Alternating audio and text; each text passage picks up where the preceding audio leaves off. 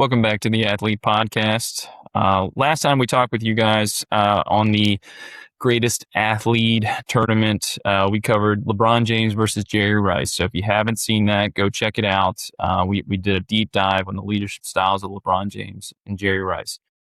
Spoiler alert, Jerry Rice succeeded at LeBron James in leadership ability.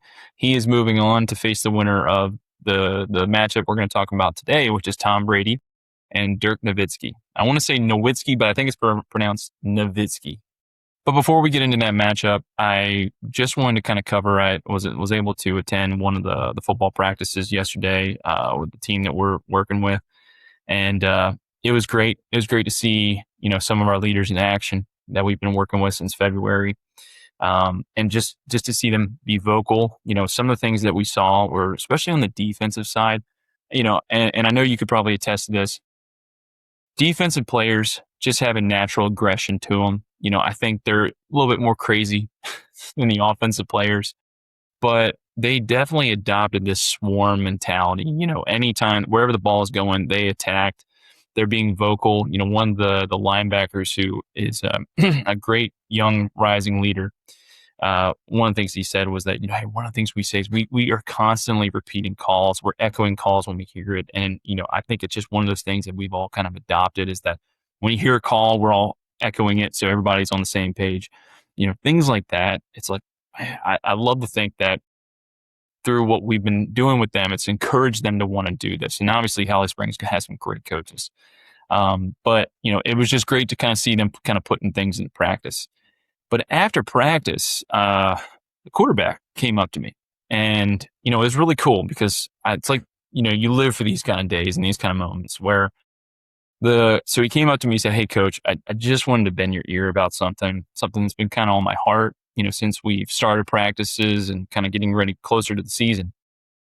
He's like, "I noticed that the defense is super vocal. It's evident that they love each other. Like they are just, they're building off of one another. It's almost like they're a complete unit because, whether it's the calls, it's the yelling, it's the intensity that they bring. I'm not seeing any of that on offense." He's like, "What I've seen on the offensive side is, a receiver will run his route. And he's like, oh, got my job done. Don't really care what happens the rest of the play. And meanwhile, offensive line completely breaks down, quarterback gets sacked. Or, somebody doesn't run the right route, or, whatever the case may be. It's an offense operating as individuals that don't seem to care at all about the overall, how the offense is doing. Like, it's almost like, I got my job done, don't really care about the result. At least I look good on tape. It's that kind of idea." And he was like, "What do I do about that? Like, it just seems like I'm the only one that cares. So what do you recommend?" And I'd love to hear your take on this. I'll start off with just kind of how I approach this, because honestly, man, I haven't, it was a tough question. I'm like, I don't, and I even told him this. I was like, I don't think there is a 100% solution for this. I think this is why leadership, even though it is simple in concept, it can be extremely hard to show the effects. Like it can, arriving at an end state is not easy. That's the hard part about leadership, right? I told him, I said, well, first of all, man, you got to vocalize this. Like, does the offense even know that you have a problem with this? Are you taking an opportunity to tell them how you feel? Number two is, it's you and 11 plus guys. Okay. That's, I know I can only speak to, from what I heard from like the Marine Corps, it's the rule of threes. It's like, really, ideally, it's hard for you to just completely gain all the influence from 11 guys, 11 plus in the entire offense. But if you can get 3 guys on board, or even just one, just being able to approach this offense with an army instead of just an individual. And those other 2 or 3 guys bought into what you're saying. They agree and they feel it too. And they care about this offense so that they can help you in this mission to kind of turn this offense around, get them more in sync. So that would be my recommendation is, number 1, voice it. Number 2, build an army so that you can, attack this thing and just, and that way it's not just you looking for these guys who aren't underachieving, but you also have two other guys looking out for you as well. And then maybe they can influence some other guys. But, I don't think there's a perfect solution for this. I'd love to hear what you think. It's a really tough question. I think it would be dependent. Like I would have to like see it for myself almost. And I'm sure, and I take your word for it. Like you're out there, you saw it. Identifying the leaders on the offense outside of the quarterback who has identified the issues, right? Like unless they're the 10 other guys on that offensive side of the ball are unanimously just shitbagging, for lack of better terms.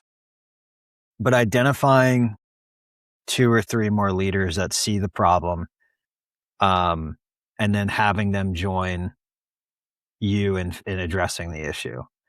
Because that shit happens all the time, man. Like we would see that all the time in the military where dudes just stop caring across the company, right? And like didn't matter if it was really in our platoon. Like your platoon polices your platoon, right? And that's a pretty much like a standard.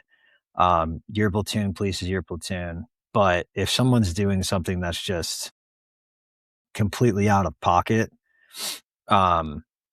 then we would see it all the time where like it doesn't matter if that squad leader or that team leader's in your platoon or not. Like you police them up and you clean up the mess.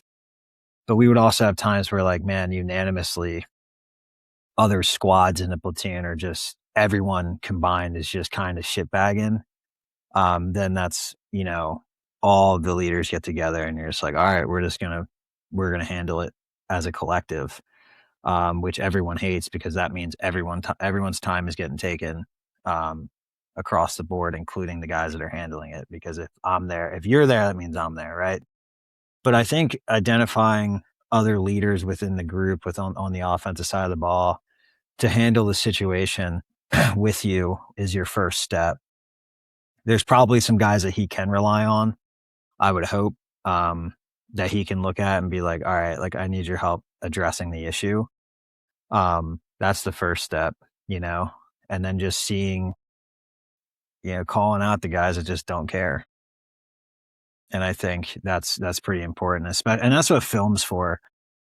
I'm a big believer. Like I think every guy that watches sports or has played any form of sport, like film is there's no hold bar. Like nothing is getting held back, and you can't lie with the film, right? Like it's going to show who gave up on their route halfway through, who gave up on a block, who missed a block, who just didn't do the right thing on the play, missed an assignment. I think you handle that in film because you can't lie, but you handle it brutally and bluntly. You're not supposed to be polite. Give credit when credit is due, but when you're watching film, like you don't need to insult the person, but you can insult the action. Like, oh, hey, you just gave up on a route right here. What are you doing? Like, why are you doing that? Like, give me one piece. Please give me one good excuse and don't tell me I don't have no excuses. Well, you do have an excuse because you did it. So the excuse is if you can't even give me an excuse on why you did it, then you just don't care. And if that's the reality of the situation, I think at that point, you need to start looking at rotating some guys in. Other guys that aren't getting as much 100%. playing time. 100%. I thought it was... Nick Saban talks about entitlement and how you're entitled to nothing. Did you ever see that clip where he talks about that? I think that needs to be replayed in a couple locker rooms. I feel like I've come across it at some point. Yeah, where he talks about you're literally entitled to nothing. And I saw it like 2 weeks ago, but I think they need to replay that in high school locker rooms and in college locker rooms coming up. And we need more coaches like that.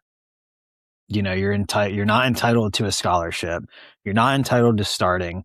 You're not entitled to going to the next level and being in the rotation. You are entitled to literally nothing. You're not even entitled to waking up and working hard. Yet that takes discipline. So I think that style needs to be adopted by leaders on the team and the coaches. Not that Holly Springs doesn't have that. Man. They have a fantastic coaching staff. But that's my that's my take on it. I think that it's a problem that that a lot of high school teams face. And just to kind of backpedal for just a second here, I think if somebody were to do what we're doing, which is basically become a leadership coach for a team, you know, your work's kind of cut out for you already because at the end of the day, you still have to earn their trust and respect so that these guys even want to listen to you. I think any coach has that, whether you're a leadership coach or just a regular coach, you still have to earn their respect.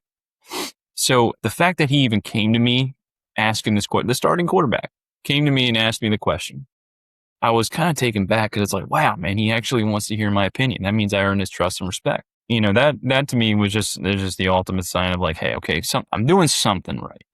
Now it's like, okay, let me provide the best advice that I can possibly think of here. But I was just like, I think the most important thing, and we all have to admit, is that there's no great solution. At the end of the day, you can be as coach, and you can be as close with these guys as you possibly can. You don't necessarily know what's going to work, but you need to try something. And I got to give credit to this quarterback because at least he cared enough to ask. At least he cares enough to be concerned. And he's like, I want to do everything I possibly can. What should I do? And the fact that he's asking that question is a healthy sign. That especially if you're a quarterback, especially if you're a coach that wants to know, you're trying to get buy-in. You clearly have buy-in with this guy. He just needs some help navigating how to do this.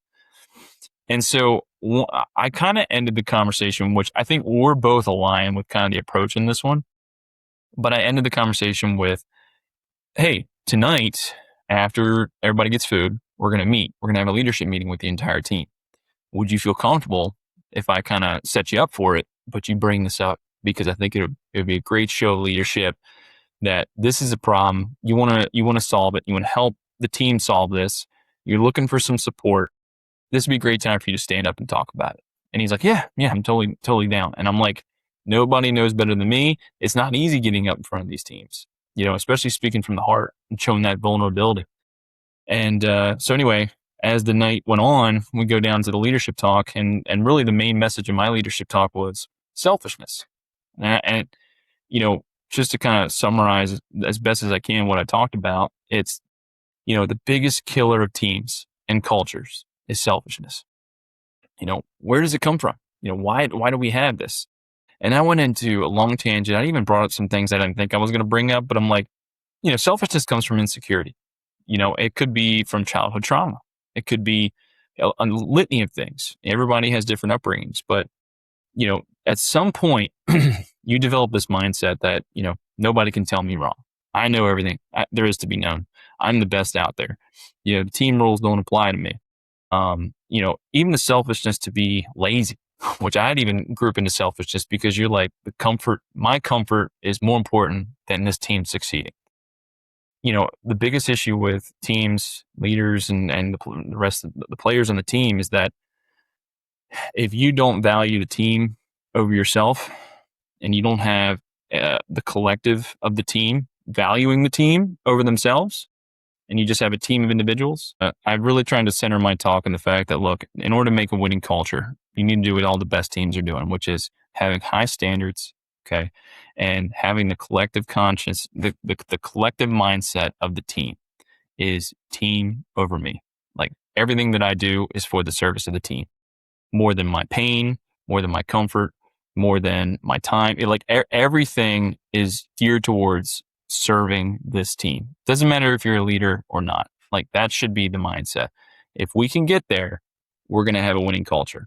And so I turn it over to the team, and I try my best. All my talks is to give it back to them. It's like, this isn't about me. And I know after 10 minutes, I'm going to lose your attention anyways. I want to hear what you guys have to say. What are some of the things we need to improve on this team?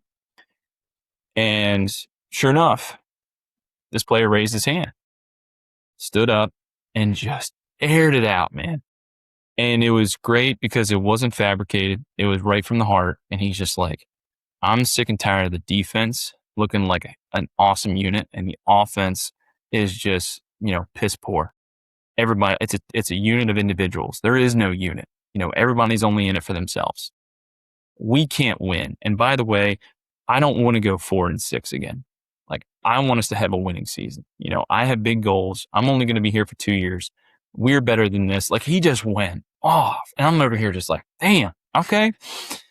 And sure enough, man, in response to that, another offensive player stood up, an offensive lineman. I think it's a center, if I'm not mistaken. He's like, here's what I think we should do. Offense needs to wait after this meeting, and we're going to have a players only meeting. And we're going to talk about this. And we're not leaving here until we get this thing solved. And I'm like, okay, say less, And sure enough, man, after the meeting was over, offense stayed around, and they kind of just aired out their frustrations. And most of the rest of the players who weren't talking just listened. And I talked to the coach afterwards, Coach Firth. And I was like, you know what? I think that's extremely healthy, man. I felt it was good that they had their own little meeting afterwards, because it's just one more sticking point that stays in their minds when they leave. Like, it's just, we had the team meeting where we brought up the offensive having some struggles. Then the offense had their own meeting where the senior leader stood up and said, I got a problem with this. I'm not going to tolerate it anymore. This is what we need to be. Everybody needs to be dialed in. We don't want any excuses at the end of the season. And they just kind of went on and on for about 10 minutes. And then it all kind of ended up with a clap. They all brought it together, and then that was it. And I felt like that's a good start. And as I think Coach Firth can attest to, it's like, we'll see what happens, but I think it's healthy. And I think that the team's going in a good direction. I think they got good leadership, and I'm seeing a lot of great leadership from this quarterback, and the poor guy, man, he's nursing a knee right now. He's making his rehab back. He's still doing everything he possibly can, but just a good head on his shoulders. And, we're not talking about, he's a shorter quarterback, good arm, but just, heart of gold. And effort's there, and I think so they got a good leader with him. So I thought, anyway, I just want to share that because I thought that was great. It reminds me like a different style of like story, different form of like leadership, but I'm not going to use his name, but Clayton High School, their wide receiver coach is, in my opinion, he's probably one of the best coaches, like in terms of leadership that I've ever like come across.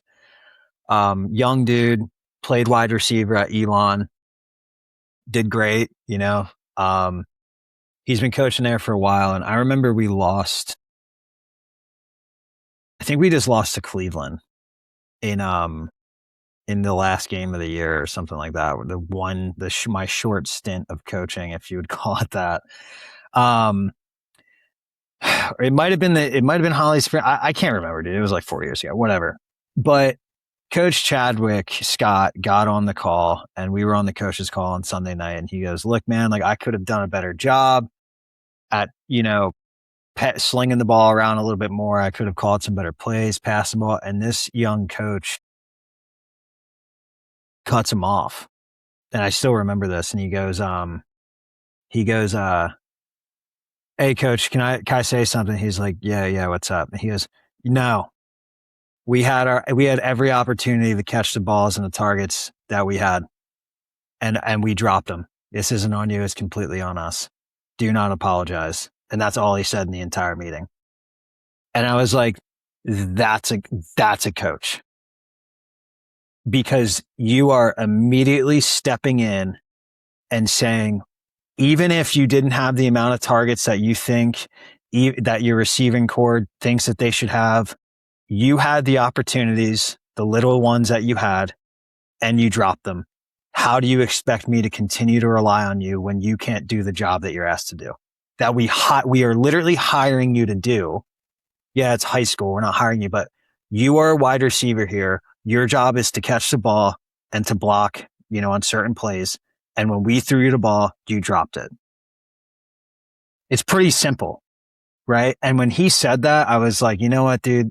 Like, I remember just being like, if every high school football coach was like that, it would just be it would be so much more competitive. And I think kids would be set up for so much more success at the next level. Because you're not only teaching them, you're teaching them accountability. Right. Yeah. I don't hate you. I don't hate you that you dropped the ball. Like, I don't think less of you as a human being, but like, we're not going to sit here and make excuses. We're not going to sit here and make excuses on, well, we didn't have the amount. No, dude, you had your targets and you didn't fulfill the opportunity Yeah, when it was given to you. You know what I that's mean? right. So, it's like, I always respected him for that. And after that, I was like, man, dude, I'd coach with this dude any day of the week. Sounds like we gotta get him on the podcast. Yeah, I don't know why I never asked him, man. He's a good It'd be dude. good. It'd be good because Yeah, I'd love to know just like when you step into a coaching position or a leadership position, it's like you got to make this choice. Like, okay, it's not like this is. I think, yeah, some people are naturally born and they have some great qualities that make great leaders, but also it's like what helped them adopt this mentality. I think I can tell you what helped him adopt the mentality. He What do you think played it is? he played for Signetti. There it is. He Yeah. played for him when he was at Elon. Yeah. and when I didn't know that till like last year. I'd love to hear that. Like that would be a great Dude. story. Just like, how did he approach meetings? Like, just speaking about Signetti, like, yeah, what influenced you to do the same? Because I'm guaranteed he's gonna say, I mean, we saw success. I mean, and kind of segue into our Tom Brady matchup here. I think that's something that Tom talks about all the time. During his interviews, he's like, I held accountability was a big part of my leadership. And I think the reason why a lot of people bought in, because number one, Belichick was also Mr. Accountability. And whatever Tom was saying, Belichick supported, and if not, gave more. And on top of that, they had so much success in New England that it's like there's so much credibility in play here. Not only the coach is supporting his leader and holding his guys accountable, mixed with their success. So there's credibility, there's natural respect from that. It's like guys aren't going to be pushing back against that. It's going to be, yeah, you got it. This is the standard now. I clearly, because this is why you guys are so successful. So I don't have a choice but to buy into this thing. So I think accountability is huge, man. And I think a lot of coaches tend to want to be liked instead of respected. This is I want to bounce off that. I want to kind of say something that, like, I've always thought this: accountability is hard when you don't know what you're doing, because no one wants to admit they don't know what they're doing. So, it's hard to hold yourself accountable when you have no idea what's going on. And I'm more so talking about, like, this is more on like a defensive side of the ball. Like, you see it on offense too. Like on this audible, you have no idea, or on this check down, you have no idea. On this check down, you have no idea what route you're running. I think that these are things, just admit it. Just admit it. Admit it in the week prior. If you don't know what route you're running on the check down or the audible, just say you don't know. Because, like, I have to be able to, because there's a difference between holding you accountable of just completely being unaware or just dropping the ball when you are aware, right? There's two different forms of accountability. Like, I can invest the time in you if you have no idea what you're doing. That's where I coach, right? I coach the position, and I coach this is what you do on this play. But I can't coach you if you have no clue what's going on. And I also can't rely on you and put you in the game. So I always found that very interesting. The short stint I was part of the coaching staff there at Clayton, like, and I would see it, like, I was more on the defensive side of the ball, and that's where I would see it mostly. Like outside linebackers just didn't know when to go. They had no idea when to go. I'm like, well, if you don't know when, because everyone wants that flawless communication. Everyone wants that violence off the ball, that violent blitz where timing the snap, well, it looks pretty, it's a highlight film. Well, you can't time a snap if you have no idea when you're going on a blitz. 100%. So I think that there's a combination of fixes that you could kind of evaluate with that. Like, are the coaches actually teaching? And that was never a problem for us. Like, we had, like, really good coach, like my buddy Damani Neal, that is at Livingstone. We're going to go up there and do a leadership leadership seminar with Livingstone College in the next couple weeks. He was fantastic. Another guy that was there, two older dudes that were on the defense side of the ball, fantastic. But you saw where the gaps were for sure. Yeah, it's when you were talking about just making sure that they understand what they're supposed to be doing. Yeah, I mean, it's like you can't hold anybody accountable unless you know what's going on. On the flip side, it's like you can't hold anybody accountable when they don't know what's going on. It's like, so the question is, did you clearly deliver the expectations to whoever you're holding accountable? Because if they don't know, yeah. and if they know what's going on, yeah, 100%. And I think at the end of the day, it's like, yeah, you need to be consistent. You need to have the fairness there. It's like you got to treat every player the same, in most cases. But if they don't know, it's like hold them accountable. But at the same time, it's like, hey, listen, you don't know. It's almost like I need to impart this in you, and so let me take you under my wing, and I want to develop you, okay? Because there's an opportunity there. And if they do know, and you're holding them accountable, then there also needs to be some consequences. And I think Gunny Morris talks about this all the time, or a master sergeant, Master Sergeant Morris. Gosh, it's the carrot and the consequences, right? Carrots, hey, you get this done. Here's what's in it for you. If you don't get this done, you're getting benched. So it's that combination. Yeah. I would like to, I've never sat in on it. I would really like to sit in on a high, like a Power 5, install day. Yeah. You know what I mean? Like how I want to see how long they're spending on installing new formation / new play calling. I just want to know, because I feel would be like really cool to see. Yeah, I feel like it would be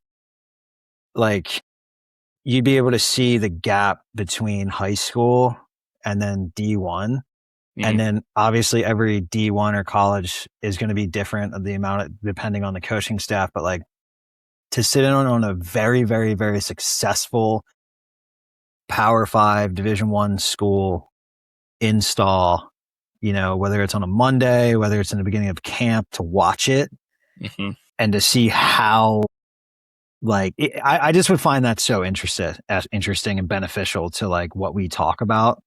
That'd be really cool to see. My buddy who was at Kentucky and Miami, he was like, dude, the quarterbacks watch so much film. That's all they do. Oh, that's literally all they do. It's just dissect film. Well, and all right, so good segue here, because I know we need to get to the topic. Yeah, let's go. Yeah, let's go. Let's shoot into Tom Brady. Let's get right into Tom Brady. So real quickly, I came across this podcast. I want to say it was LaShawn McCoy, who played with Brady in Tampa. And he said that there was a period of time where, and obviously it's a completely different regime. I can't remember the name of Tampa Bay's head coach.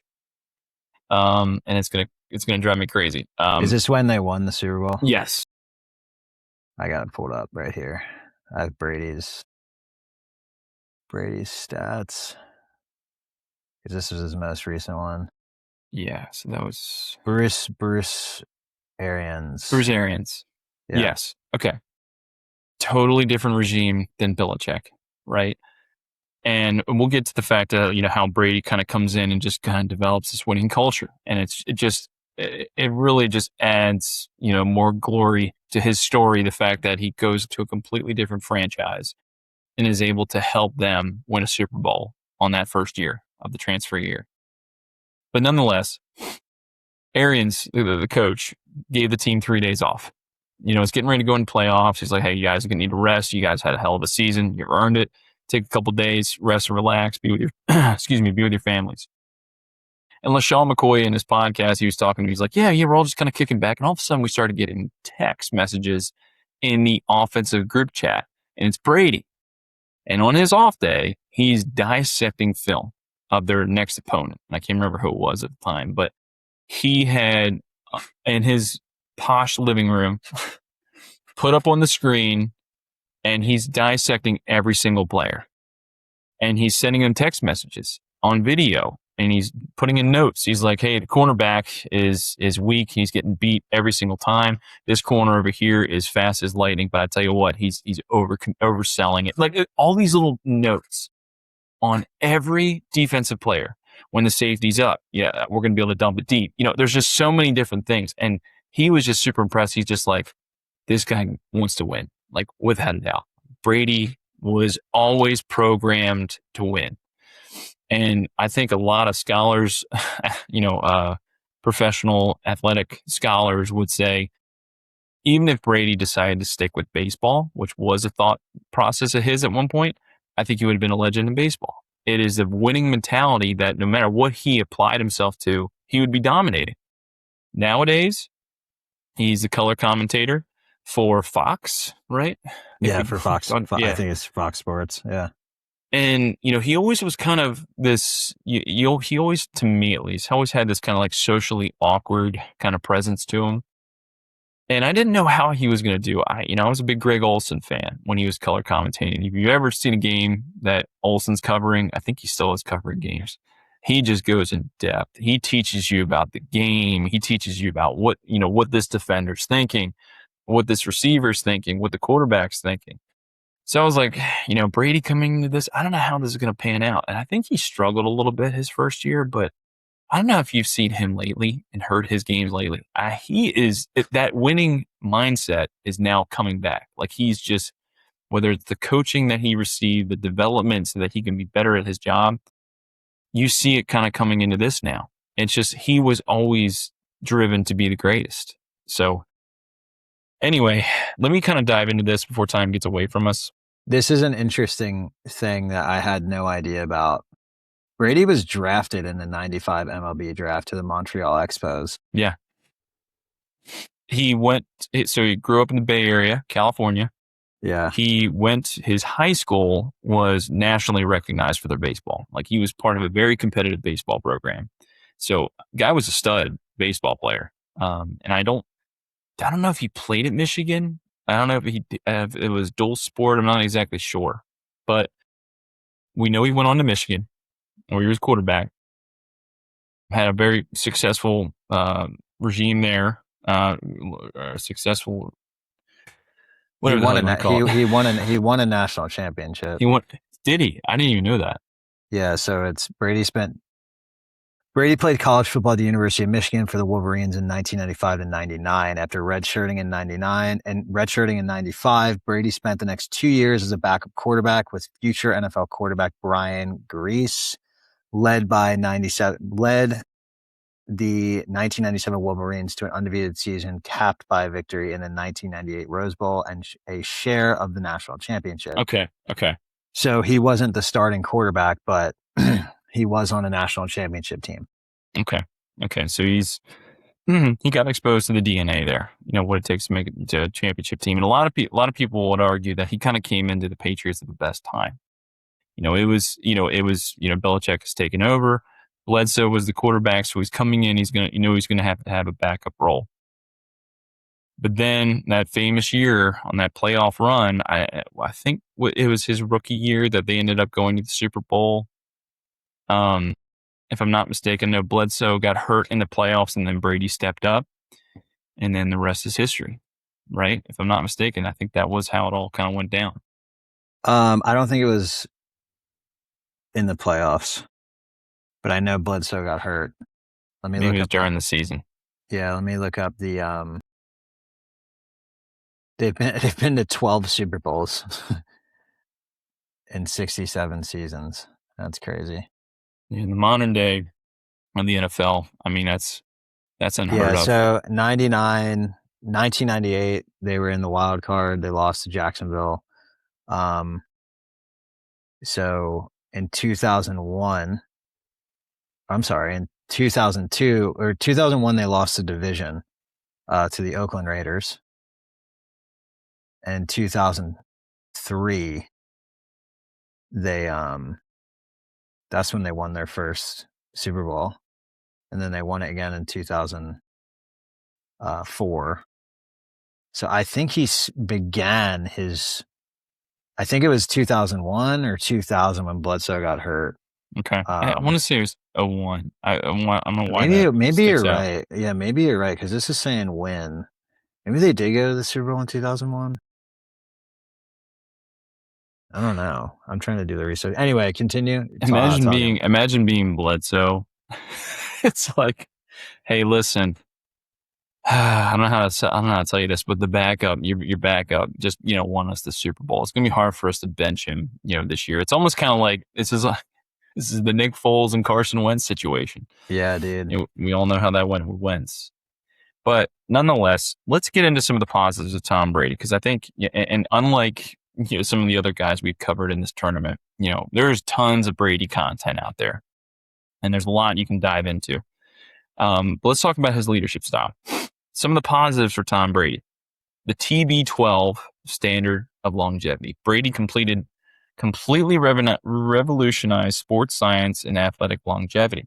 His strict adherence to pliability, cognitive training, and nutrition allowed him to play an elite championship winning level until the age of 45. And that's where, when we're talking about leadership, you want to have this longevity. I think, if you're trying to compare some of the best leaders of all time, what you're going to see, especially in this tournament that we're doing, is a lot of these leaders, it wasn't just a flash in the pan. They were consistent and they had spent a lot of years in profession and at the pro level. So why was he able to do that? You could argue is because of his nutrition, because of how well he took care of himself. He's had his licks and had his injuries time and time again, but for the most part, it was a commitment to the longevity that is actually very inspiring. How he Yeah. took care of himself, his diet, and just constantly, because again, you're nothing unless you're taking care of your tool set, which is your body. Chameleon-like adaptation. Brady possessed a rare ability to adjust his leadership style to the individual. He could absorb a brutal verbal lashing from Bill Belichick to set an example for veterans, then turn around and quietly build up the confidence of an undrafted rookie receiver. There were stories that I would hear about that, and again, we always talk about this. At some point, we need to do a coach's bracket, right? And Bill Belichick would certainly be up there. But what I do appreciate about Bill Belichick is like even when Brady's won, 2 or 3 Super Bowls at the time, he'll be the first to call out Brady in a meeting and be like, Brady, I don't understand how you throw this pass that's intended for an 8-foot wide receiver and our receiver is barely over 3 feet tall. Like it was just kind of this.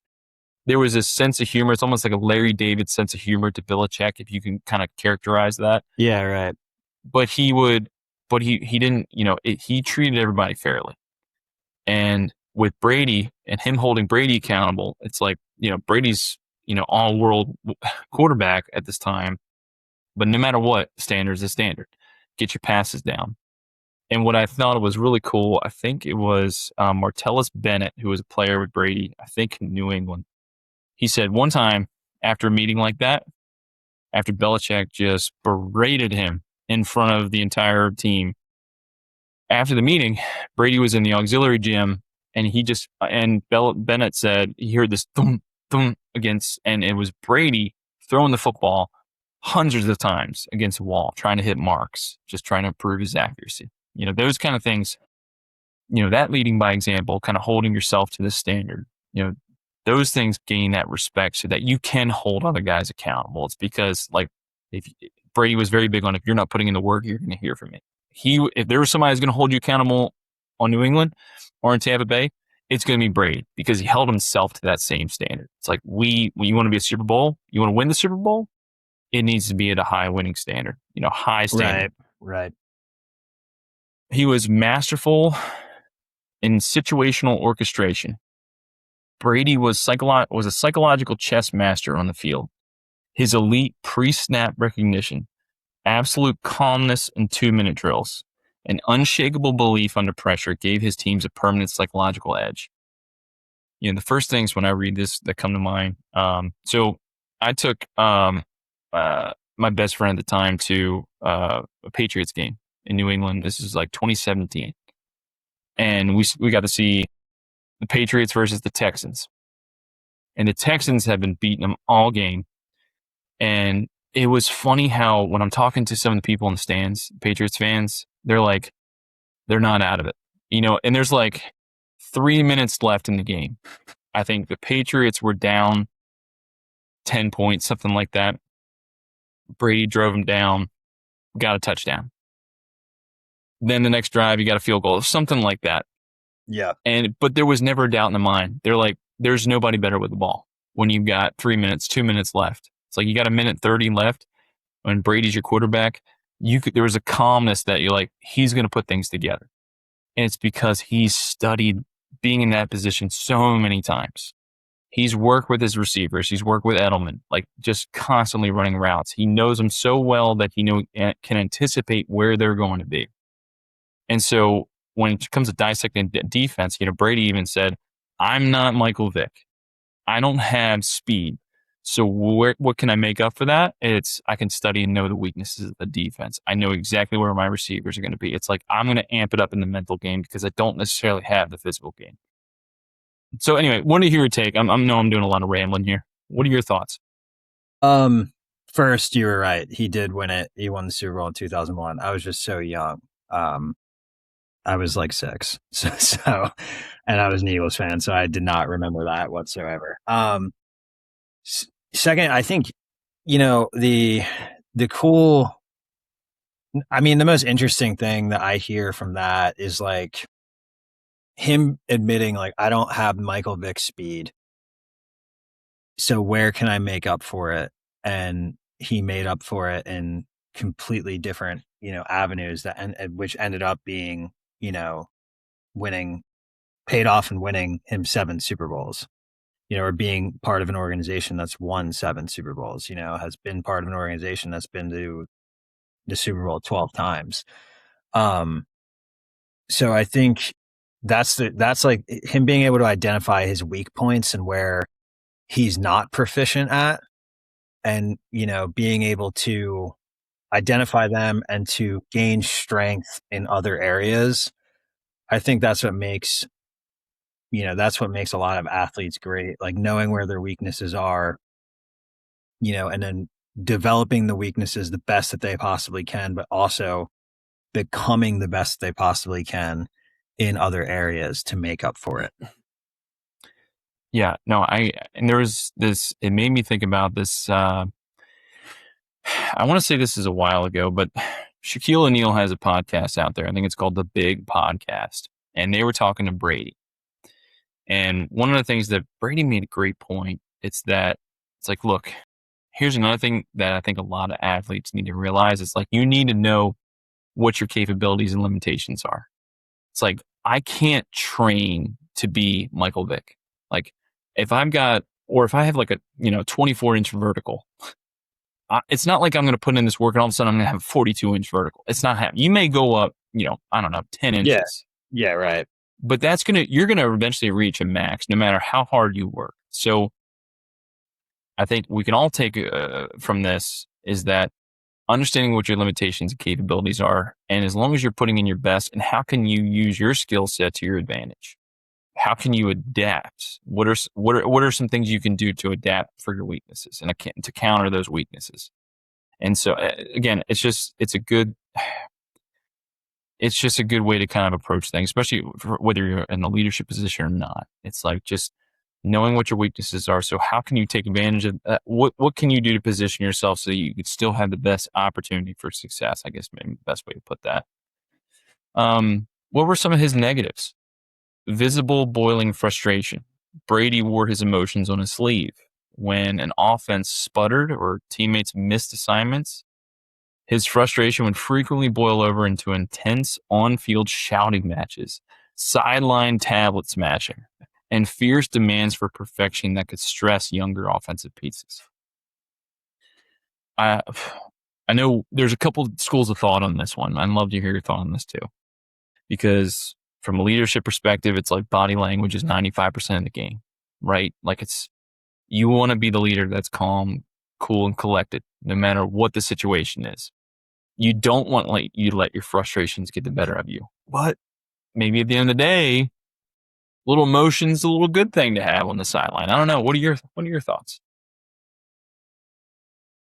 See, it's funny because there's some episodes we do where I'm like, you can't act like that, and then there's other episodes we do where I'm like this is one of those episodes where I'm like, I don't. I mean, it's a National Football League. You know what I mean? Like, Yeah, it's not Pee Wee football. it's not Pee Wee football. Like, and a guy like him, like if you're like, there's a difference, right? If you're taking a tablet and throwing it at a player, like a player for making a mistake, it's like, yeah, dude, that's unsat. And he's never done that I know of or I can find on the internet. You know, it'd probably be all over the internet. But him looking at a mistake that was made and him smashing a tablet because of him making the mistake, as a coach, you're kind of like, screw it, dude. You kind of want that. Like, do you want someone on the team that's like, I just threw a pick six and he's like, yeah, I'm cool with it. He just sits there like, you know, like what? Because Like, then you're gonna think, does this guy even give a like damn? exactly. Yeah. And you have the Philadelphia Phillies, like obviously baseball, but the interim coach with the Phillies came in. I don't know his name, and just because I really haven't been keeping up with it this year because we're just not doing too hot, or we weren't. Now we are. He came in and said, there's zero emotion in the dugout. Guys don't care.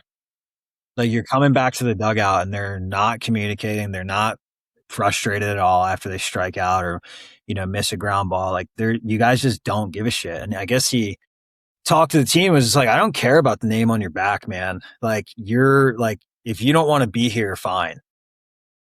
Like, you know, this is not how we do things. This is not how we play. And there needs to be emotion, communication, and voices in the dugout. Because I think energy is contagious, you know, and you saw it, you know, the great comeback with the New England Patriots against the Atlanta Falcons. What, 28-3? They were down in the third quarter. Yeah, 28-3 in the fourth quarter, going into the fourth quarter. And the dude didn't blink an eye. Yeah. Didn't blink an eye. He's like, yeah, we're still in it. And I think you're seeing like the difference in mentality because the Eagles were up 30 points going into the fourth quarter, whatever they were up, you know, 2 years ago in the Super Bowl. And I was nervous because I witnessed the Tom Brady comeback. I watched it live, and Patrick Mahomes, ESPN, by his resume, like he's won how many Super Bowls, and ESPN has him rated as number 1 or number 2 every single year. It's normally between him and Josh Allen, you know, as a guy who's one of the best quarterbacks currently playing. So I'm sitting there as a fan, as a consumer, like I can't count these dudes out.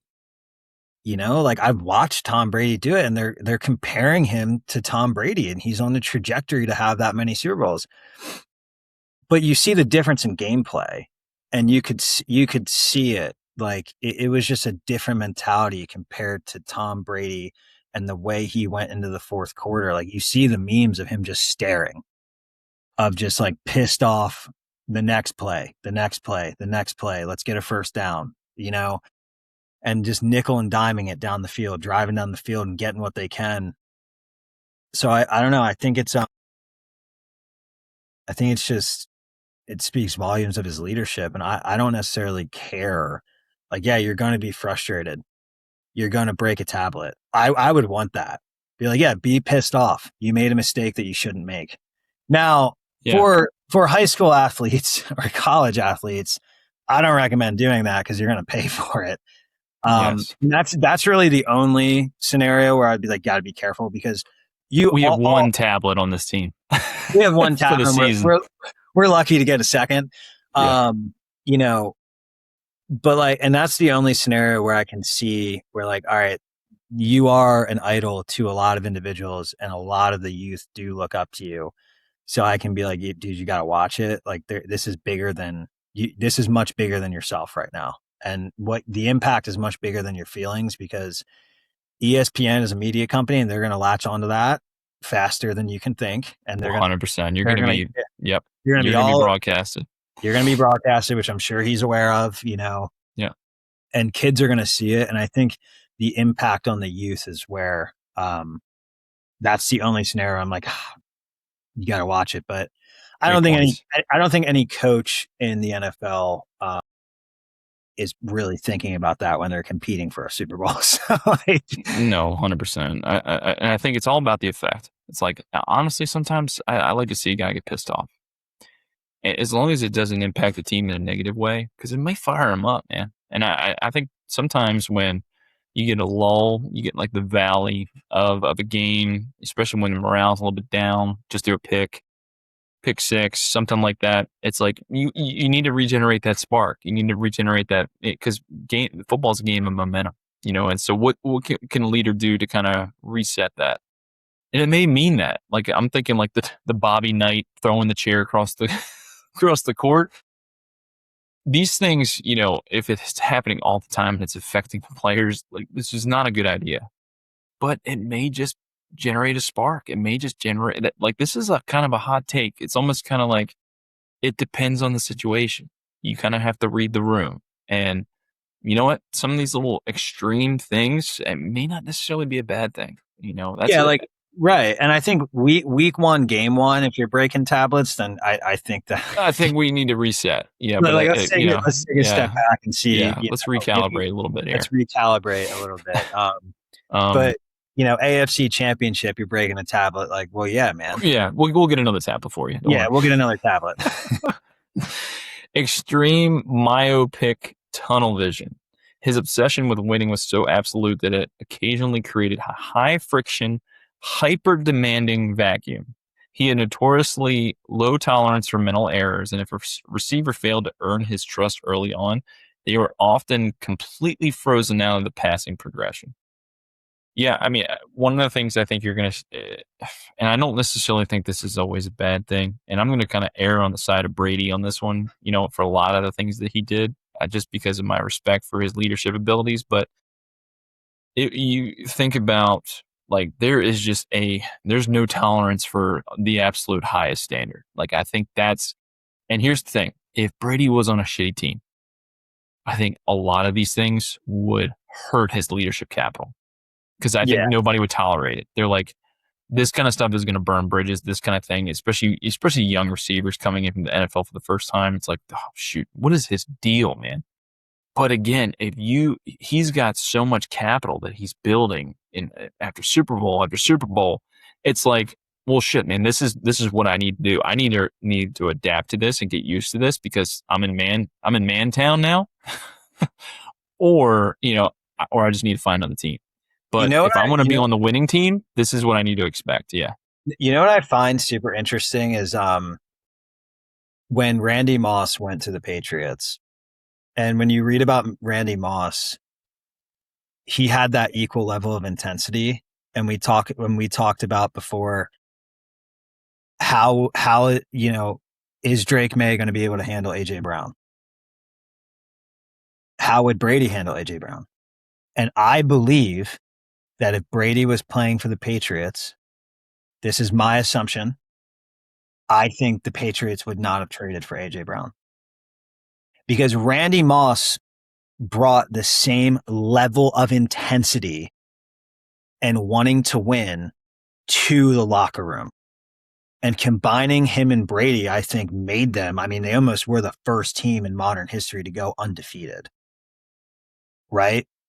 And if it wasn't for that crazy catch in the Super Bowl in 2008, I don't know. I don't think they trade for AJ Brown in today if Brady's the quarterback, because I think that they wouldn't jive well. And I think that I think they did a fantastic job at building the team around bringing in guys that brought the same level of intensity as Tom Brady when it came to winning, accountability, and effort. And that's why they were so great. And I think it's damn near impossible just to say, because of Tom Brady, this is why they were so good.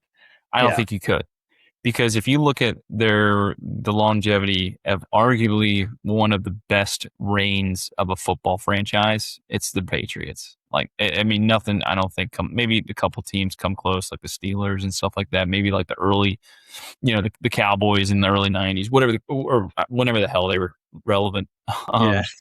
No, Yeah. But Dak Prescott's top 10 apparently. oh, don't even get me started. Apparently he's a But top quarterback. So you look at they like even Brady will be the first to admit it's like you know what. Then we were this way. We had this high standard, high culture. Belichick he will crack some jokes here and there, but for the most part, it's all business. Then you got a guy like Gronkowski comes in, who is a breath of fresh air, all the personality that you could possibly imagine, and everything that you're seeing on podcasts and interviews. That's him to a T. yeah, Unapologetically himself, a goofy guy. So he comes into the mix, and he's a freaking phenomenal tight end. Just who could block, who was basically think about it like a Lane Johnson that can catch a football, terrifying. and run routes. I mean, Terrifying. so you got guys like that. You got very humble guys like Julian Edelman, who just were on special teams, and all of a sudden he earned a spot when I think that was when the Wes Welker and Amendola when they shipped out. Yeah, like Wes Welker and Julian Edelman, weren't they D2? I think so. Yeah, I want to say. I'm not exactly sure where. I'm not as familiar. I think because when they were in the NFL, I think I was only watching NFL. I don't that can't remember, but I know Edelman came from Kent Kent State. State. Kent State. Yeah. So And then Wes not Welker, I think, was. Let me look. Wes. it was almost like those three guys were all cut from the same cloth. Like they were just the same type of player. Not the biggest, not the fastest, not the most flashy, but just workhorses, blue collar wide receivers that were just. Wes. They both played D1. Wes Welker played at Texas Tech, but Okay. he went undrafted. Yeah, Wes Welker went undrafted, played for San Diego, then the Dolphins, and then he played for New England from 7 to 12. Besides the point, though, you're looking at two dudes that you have one guy that's undrafted, you have one guy that played at Kent State, just grit. Yeah. Yeah. And then also in that era with Wes Welker, you have Randy Moss. That's right. A guy who is now proven and just a Tom Brady and wide receiver in that wide receiver room with a guy who went undrafted. So now you have an undrafted dude that's full of grit, wants to work hard, wants to win his spot, learning from one of the greatest of all time. And then they have between him and Tom Brady, two dudes that are just workhorses and demand excellence at every level. Yeah, I think why you're looking at the success. I think and such a strong leadership presence because I want to say that Brady. It's not like he just came to the Patriots and he's just this accountability leader. Because every leader knows it's like you just can't come in and just start calling shots and all of a sudden expecting everybody to follow along with the plan. Even Ramos even talked about that. He's like, going into some of these specialized units where on paper, these guys are the cream of the crop. It's like, what is this fresh young gun coming in here? It's green as could be. Going to say to these guys who've just been downrange, for years together. It's like a lot of it is, hey, like what can I do to support you guys? You guys know what works. I have a lot to learn from you guys. So you just I'll step in when there's friction, but I want to learn from you and I want to see what works best with you guys. You guys run the show. Let me at the end of the day, I may have to call the shots, but I'm going to be seeking out your input. I think he's coming into this humble because when he first got to the team, you got to remember, I want to say the leaders back then were, Mike Vrabel, had a big, strong leadership presence. This culture was already developing before he came into it. And I think when you see the departure of the Vrabels and there's a lot of leadership presence on that offensive line. They had a dominant offensive line. They just kept seeming to find the same guys. It was like they molded these Matt Light, these other guys. They molded these offensive linemen. They just kept inserting the same dude over and over. So, but then he kind of picked up his leadership as time went on, and he had all the credibility in the world.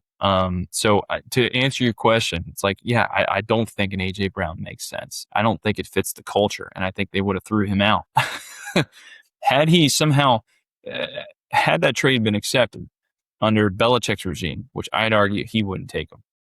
But had he come through, those leaders would be completely on him. And so I think the byproduct, it's not just Brady was incredible, but that winning culture, the collective, the presence of the senior leaders there, it's like wouldn't allow some of this behavior to ever exist. So that's my take on it. Yeah, I would agree with that. Back to Ray. Well, I was going to say back to Ray Ramos, like him when he was going in those specialized units. But the story I have, because I worked for a battalion commander who was in one of the specialized units. We had a very good like working relationship. He was a commander for a ranger company, and he had said something wild one time, uh, like a statistic of how many guys were certified in a certain credential. And I remember just being like, I mean, I'll share the story. Not that it's like, I don't know why what we're talking about kind of, I think just demanding excellence has brought this story to my attention. But when you're in an airborne unit, there's a school called Jump Master. So you can send your guys, check off their equipment and send your guys out of the airplane. I was not a Jump Master in the 82nd. I failed Jump Master school. It's very hard. And I just never went back, which I should have.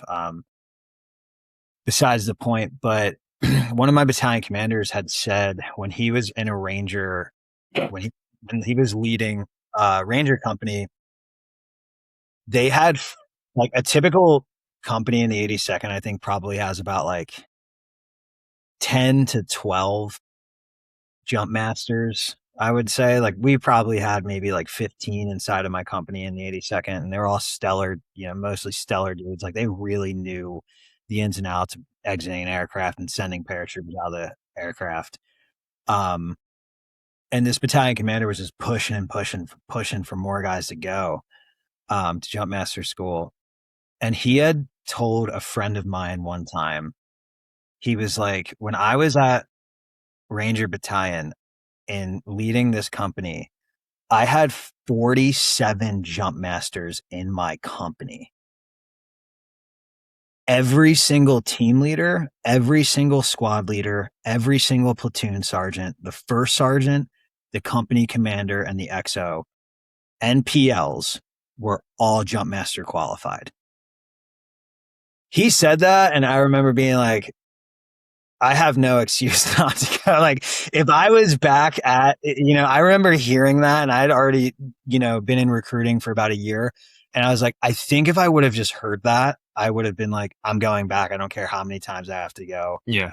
Get it? Because him saying that, I don't know what it was that just like motivated me, but it motivated my buddy. Like my friend went back and he's like, he got his jump master. And I think it motivated a lot of guys. And because it was just like demanding leadership. Yeah, that's a culture. That's a culture for you. It's culture. Like your culture here, like I'm demanding excellence, and you are going to send your guys out of an aircraft. That's what it's going to be. You're a leader in an airborne qualified unit. You should do this. And I think it was just demanding the excellence. And I think that's why when we're talking about Tom Brady in this era, it's like he just demands, it doesn't matter what cloth you're cut from. If you're here, you are expected to be excellent. These are the expectations. Or every single day expected to give everything that you have. And not only that, your leader embodies that, completely. That's, again, think about this guy he's leading by example. And I'm going to get to the scores here in a second, but like leading by example every single day. He looks cool. Like that is a thing, right? It's like, a physical specimen. Now, like I said, he's not the Michael Vick, but just good looking guy. Okay. Who's very vocal, cares a hell of a lot about his team and that they succeed, embodies everything that he preaches. It's like, you're going to want to get behind that guy. You're going to want to block for this guy. You're going to want to catch these passes. You're going to want to perform because you don't want to let him down. And I think that's that's the secret ticket here. Let's get into the professionalism score. Yeah. And I'm going to hit the high points here because, and again, the disclaimer is like we're relying on AI to provide this content. However, what you're going to see here is a lot of 10 out of 10s. Justice, so again, we're talking about the fairness across the board. Are you treating all your players and all your, your subordinates, for lack of a better word, the same? 10 out of 10 for justice. Judgment, 10 out of 10. Dependability, 10 out of 10. Initiative, 10 out of 10. Highly proactive. Brady routinely organized private off-season passing camps with his receivers well before official team activities began, ensuring that chemistry, timing, and terminology were locked in ahead of schedule. It's the going above and beyond, to going the extra mile. And these are the things that pay off. And this is something we tell our teams all the time. It's like, the rules say you can only have so many practices, but there's nobody preventing these leaders from leading their own individual practices. And by the way, not only are you getting more dialed in for your unit, your formations, the new offense, whatever, you're also building chemistry. You're building that mesh that we always talk about in football. It's like, so you know how they're going to react. You know how they run their routes. You know when they're going to pivot at that perfect timing. And everything is timing for a quarterback and receiver, right? Decisiveness, 10 out of 10. Tact, 8 out of 10. Brady was highly versatile here. He could be incredibly direct and explosive on the sideline when standards slipped. But behind closed doors, he was deeply intentional about delivering feedback in a way that motivated rather than broken down his targets. Yeah, I think I'm all for that. Like, it's going to be all business when the clock hits. But at the end of the day, it's also, here's the empathy. It's like, here's where he's not a robot, right? That's the key. It's like, you can't be Mr. Taskmaster, Mr. High Performance, Mr. High Standards all the time. You also need to be deeply human and relate to your guys. This is how you build relationships. Integrity, 8 out of 10. His dedication to his craft, his teammates, and his franchise was impeccable. While outside media-driven controversies of his career, like Deflategate, slightly impacted public perception, his locker room integrity and moral standing among his peers remained completely untarnished. Hey, you ain't cheating, you ain't trying. Nah, I'm kidding. But yeah, there's some controversies there but honestly, you're going to be under the spotlight when you had as much success as they had. So I don't know the ins and outs of them, and I don't know the facts for all the, Deflategate, and I don't even want to get into it because it's not really important here. Nonetheless, enthusiasm, 10 out of 10. Barry, 9 out of 10. We talked about him losing his temper on the sidelines. We talked about these little, maybe not necessarily the best body language of all the time. But I'll tell you what, you got to best believe the other team on the other sideline shit themselves pregame, seeing Brady look down that famous look that he always gives. Like, I can imagine being a rookie playing against Tom Brady and the Patriots at their prime. And there's just something about seeing that jersey and that 12 come onto the field that, you're not human unless you're just a little bit nervous because you know what's coming. Yeah, I would imagine. Man, even as an Eagles fan, when they played them in the Super Bowl, I did not want to play them at all. Both times. Up by 8 in the fourth quarter, and it was just like they gave him the ball back with 2 minutes to go, and I'm like, we knew it was coming. We're like, it's only a matter of time. Not to we're talking about Brady, but I think if we having that Brandon Graham leadership on the defensive line that year, having the leadership on the defense that they had, I think that really held a lot of weight because that final drive, they came out to play, and they knew that was the best. That was the best. I think that goes down as one of the best moments in Eagles franchise history is Brandon Graham, strip sacking him basically, right? Yeah, like that to me. And it just makes sense. It was Brandon Graham. Yeah. And even at the end when he's throwing the Hail Mary, and you're just like, here it is. And it hits the ground, and you're just like, we're champs. Dude. Like, that was the best feeling in the world, man. All right, let's wrap this up. Confidence, 10 out of 10. Knowledge, 10 out of 10. Loyalty, 9 out of 10. I think the only reason he got a 9, which is still an incredible score here, protected his guys fiercely through the media, through his final career transition, proved that his ultimate loyalty was always in the pursuit of the championship. So they're giving him a knock here just because he transitioned to the Buccaneers. Yeah. Honestly, I can't hold that against them. I mean, his legacy was built in New England at the end of the day. When he, there is a statue, if I'm not mistaken, outside of New England for Brady. So it's like, 9 out of 10, that's a little harsh, I think, in my opinion. Endurance, 10 out of 10. Sense of humor, 8 out of 10. He's a little awkward at times. A little socially awkward. He's an awkward dude, yeah. Yeah, awkward. I think I would even say he's probably naturally an introvert. And then you're going to see that at times. But, guys, he's getting better. He's getting better. He's getting better. His on-screen personality is getting better every single year. Leading by example, 10 out of 10. His lifestyle was a blueprint of professional excellence. From his hyper-strict diet, sleep schedules, to being the first person in the film room every morning. He lived his message. He didn't just tell players to be professionals, he showed them exactly what a historic 23-year career in the NFL on a microscopic level every single day. Accountability, 10 out of 10. He enforced a culture of zero excuses because he openly allowed his coaches to criticize his own mistakes in front of the entire team. It created an ironclad layer of accountability across his roster. Caring for teammates, 9 out of 10. This is what separated Brady from the other hyper-abrasive pace setters. Brady made it a personal rule to learn the name, background, and family situation of every single player in the 53-man roster. That's incredible. Including the practice squad, by treating the lowest profile players with the same respect and personal attention as his superstar weapons, he built an intense familial loyalty that made his teammates willing to run through brick walls for him.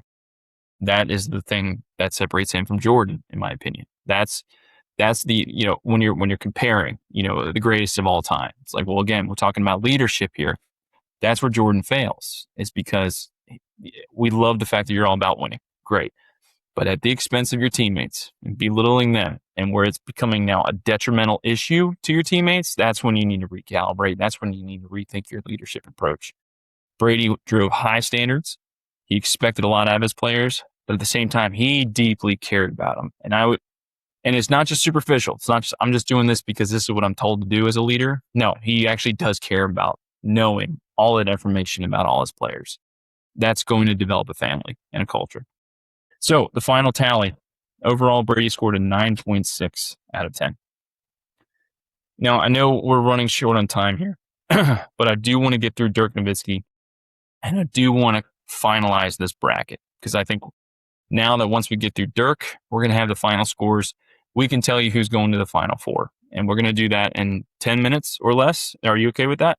Yeah, I'm good with 10 minutes. All right.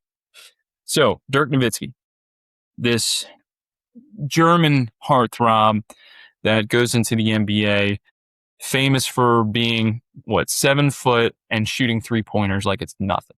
Yeah. Goldilocks blonde hair. This guy was something that NBA hadn't seen in a long time.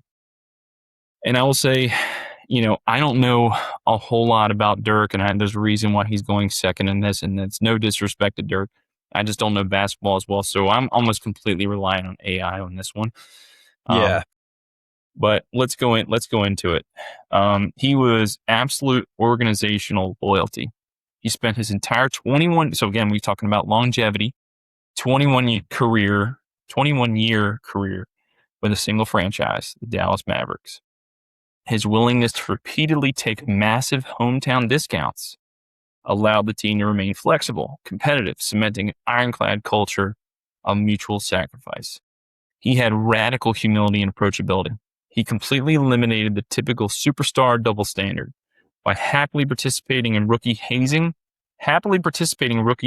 early on. I guess that's him. Taking jokes from teammates and maintaining zero ego. He created a welcoming, psychologically safe environment where role players felt valued. Resilient action over words. Dirk hated long speeches, famously stating that trying to act like a loud vocal leader would feel fake. Instead, his leadership spoke actions, exemplified by playing through a grueling 101-degree fever in Game 4 of the 2011 Finals to drop a game-winning performance. So Dirk, when you're thinking about Dirk, you're thinking absolute humility. And what happens? That earns respect. That's how you can develop a culture as a leader. The negatives. I can't even say this word, reticence. Early reticence to control the room. Early in his career, his natural introversion and language barriers made him deeply hesitant to voice displeasure or steer the team's culture. So he had a hard time with accountability.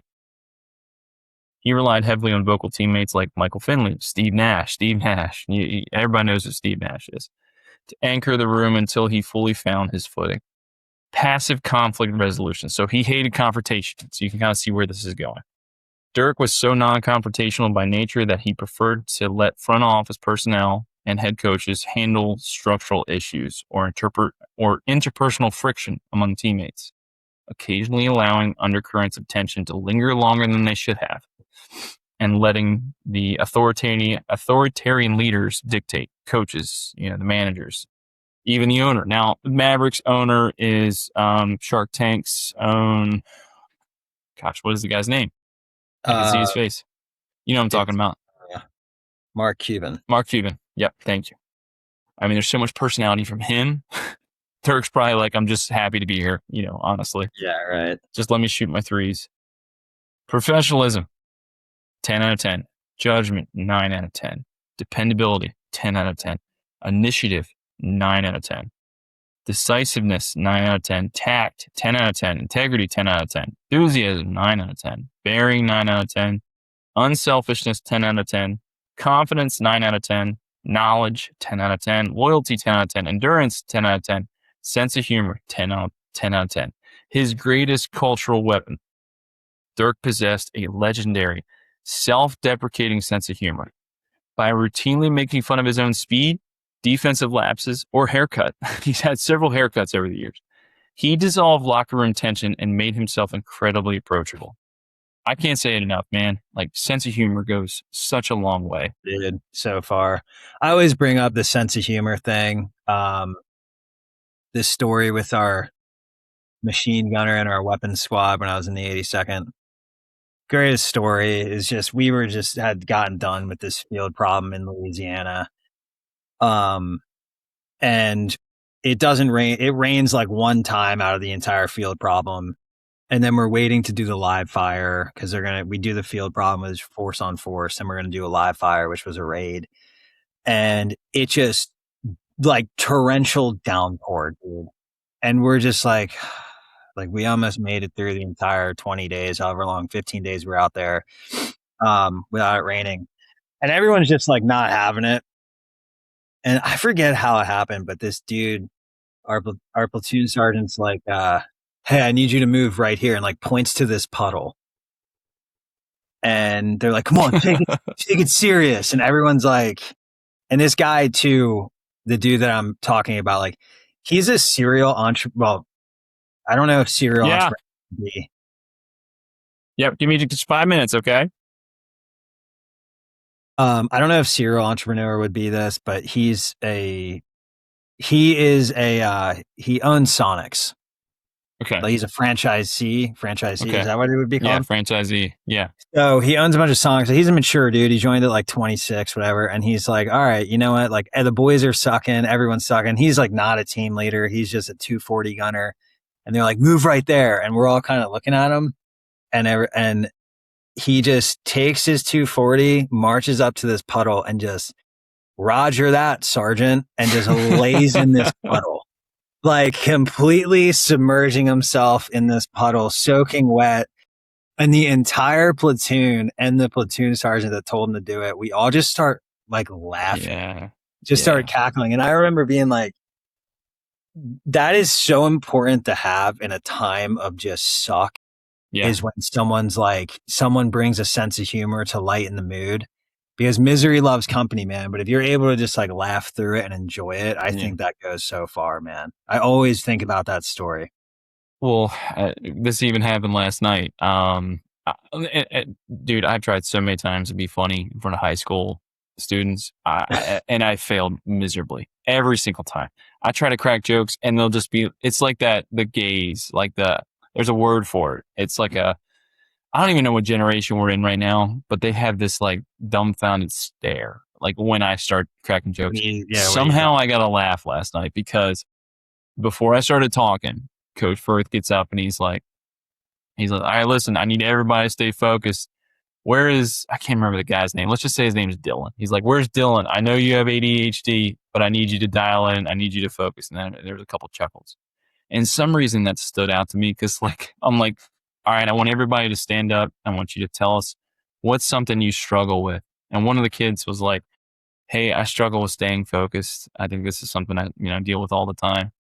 And I was like, who else deals with that? Struggling with focus and paying attention. and everybody's hands go up. And I'm like, this is my guy over here with the ADHD. Is your hand better be up? And like all of a sudden, like everybody just started laughing. And it just kind of broke the silence, man. There's something about it. Like, and I think everybody kind of has a little more of a gift. I clearly don't, but more of a gift than others.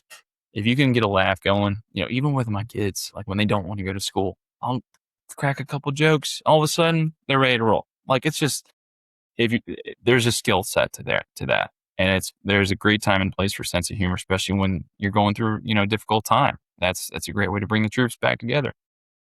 Leading by example, Dirk got a 10 out of 10. Talk less, do more was his mentality. He consistently he was consistently the first person to show up at the facility, last to leave. Accountability, 8 out of 10. We talked about it before. He was not Mr. Accountability. He did not like confrontation. Caring for teammates, 10 out of 10. So the final tally, 9.4 out of 10. I think he is the second ranked in this bracket, scored the second highest next to Mia Hamm. Unfortunately, he's going against Brady. Brady got a 9.6. So Brady moves on. And if you're following, we now know the leadership scores and we can kind of tell you how this bracket's going to play out. Okay. And let's recap so we can tell you how Brady is now going to the Final Four. Jordan lost to Mia Hamm. Derek Jeter defeats Kareem Abdul-Jabbar. Jerry Rice defeats LeBron James. Now Brady beats Nowitzki. So then Hamm goes on to play Jeter. Hamm had a higher score, so Hamm moves on. Brady then goes against Jerry Rice. Tom Brady has a higher score, so he defeats Jerry Rice. Then it's Tom Brady versus Mia Hamm. That's a big matchup. I want to say it's 9.5 versus 9.4 versus 9.6. Brady gets the nod. So what that means is Tom Brady's headed to the Final Four, and he is the winner of the Eisenhower region. And I'm happy to say, after several weeks, maybe the better part of a month, we're now moving on to another region. And so the next region we'll be covering is the Chesty Polar region. And I will just throw out a couple names, and then we'll just to kind of get the teasers going. The first ranked leader in this bracket is Ray Lewis. So I think we'll see how things play out. We also have Bill Russell in here. We have Brian Dawkins in this bracket. This is going to be a good one. It's going to be a good bracket. It's going to be good. So we have more to cover here. If you guys have stayed this long and have listened this long, thank you so much. We do appreciate that. Guys, leave some comments. Let us know how we can improve this. If there's some things that you want us to cover less, whatever the case may be. We just appreciate your feedback. So thank you for staying tuned, and we'll hope to have another episode out next week. Till then, see you next time.